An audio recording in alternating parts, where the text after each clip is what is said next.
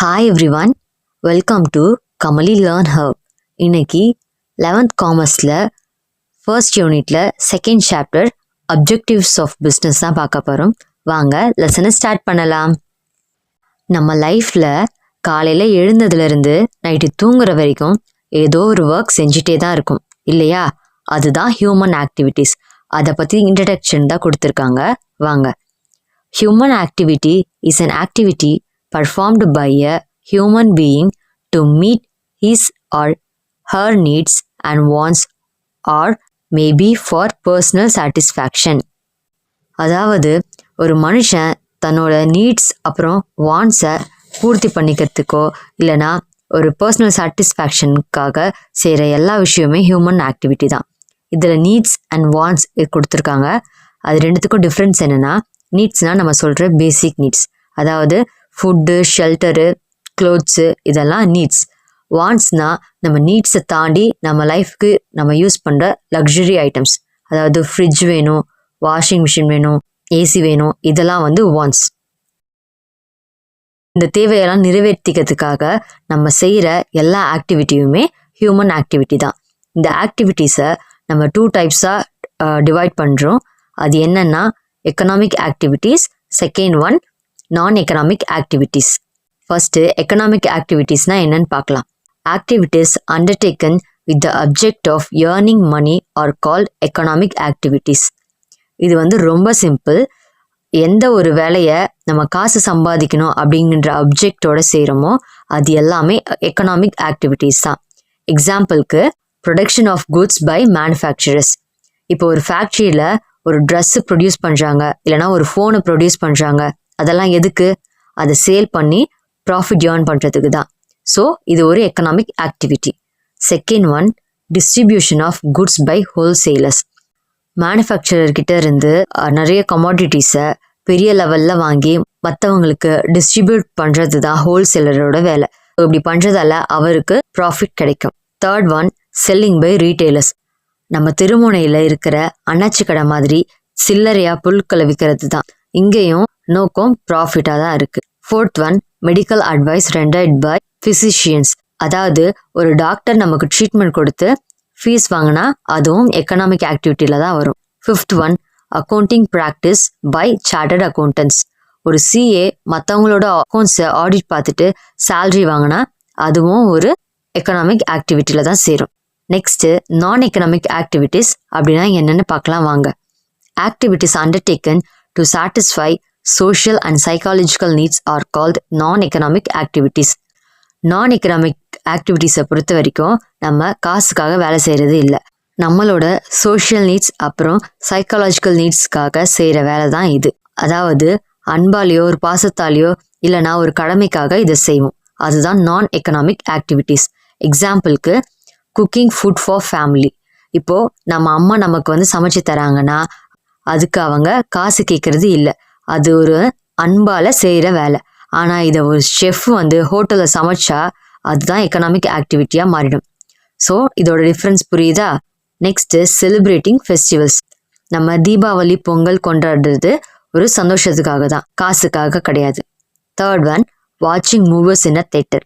ஒரு என்டர்டெயின்மெண்ட்டுக்காக மூவி பார்க்க போகிறோம் இல்லையா, அதுவும் நான் எக்கனாமிக் ஆக்டிவிட்டி தான்.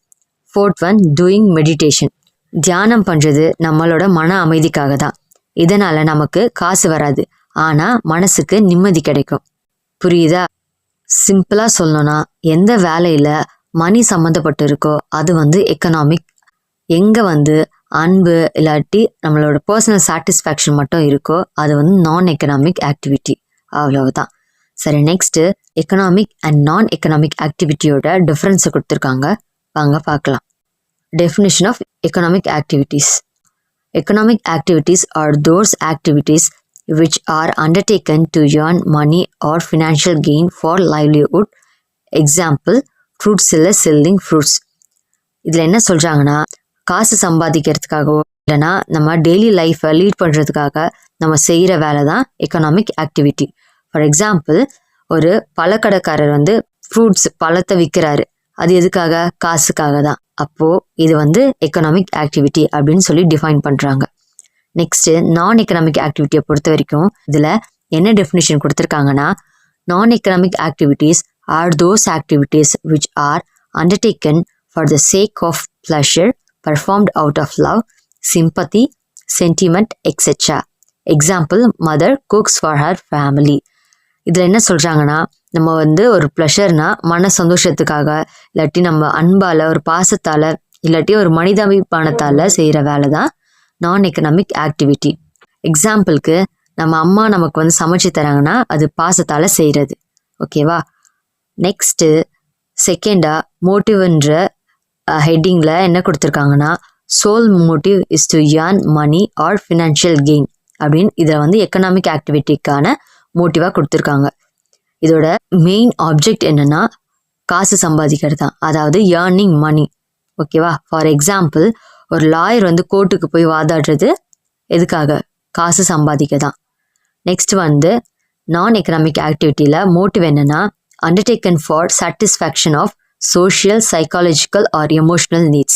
Example, visit to a temple. அதாவது இது நம்மளோட எமோஷ்னல் நீட்ஸ்க்காக செய்கிறது. எக்ஸாம்பிளுக்கு, நம்ம கோவிலுக்கு போகிறது மன நிம்மதிக்காக தான், அங்கே காசுக்காக கிடையாது. தேர்ட் ஒன் வந்து மணி மெஷர்மெண்ட். எக்கனாமிக் ஆக்டிவிட்டியை பொறுத்த வரைக்கும் மணி மெஷர்மெண்ட் எப்படி இருக்கும்னா, all economic activities can be valued in monetary terms. அதாவது எக்கனாமிக் ஆக்டிவிட்டீஸை மானிட்டரி டேர்ம்ஸ்னா பணத்தால் அளவிட முடியும் அப்படின்னு சொல்கிறாங்க. Example, doctor charges ₹500 as a consultation fee. ஒரு டாக்டர் கிட்ட போனால் அவர் ₹500 ஃபீஸ் வாங்குறாரு. அங்கே அந்த வேலைக்கு ஒரு ரேட் இருக்குது. ஓகேவா? இதுதான் எக்கனாமிக் ஆக்டிவிட்டி. நெக்ஸ்ட்டு நான் economic activities cannot be valued in monetary terms.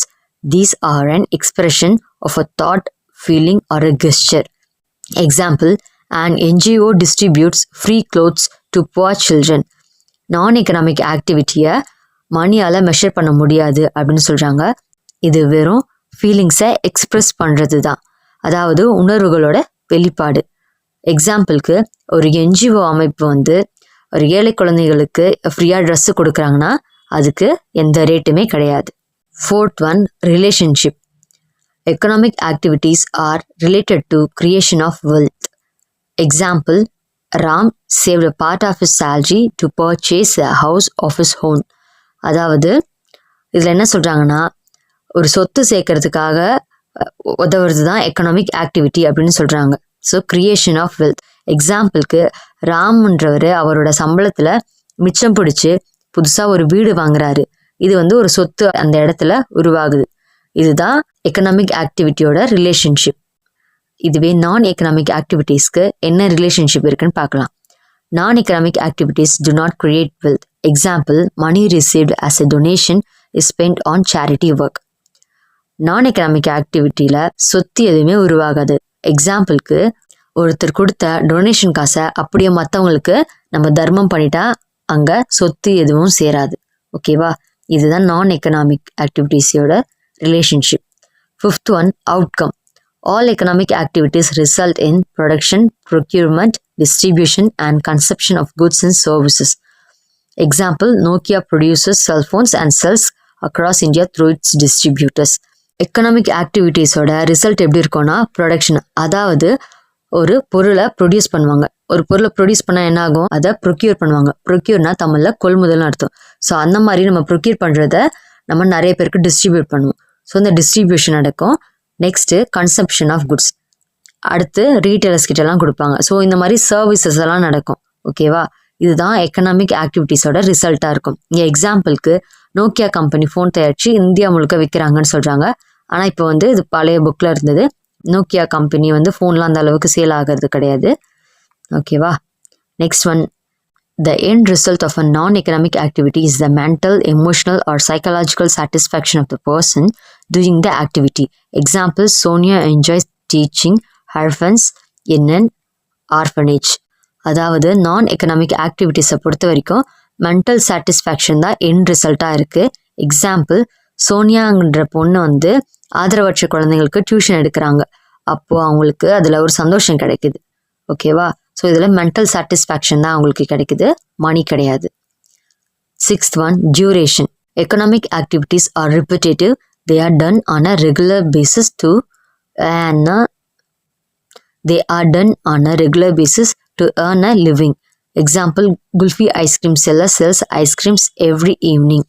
இதில் என்ன சொல்கிறாங்கன்னா எக்கனாமிக் ஆக்டிவிட்டீஸ் வந்து ரிப்பிட்டேட்டிவாக இருக்கும். ஏன்னா அடிக்கடி செய்கிற வேலை, அப்போ தான் வருமானம் வரும். எக்ஸாம்பிளுக்கு ஒரு குல்ஃபி ஐஸ் விற்கிறவர் தினமும் ஈவினிங் ஐஸ் விற்கிறாரு. நெக்ஸ்ட் வந்து நான் economic activities may not be undertaken regularly.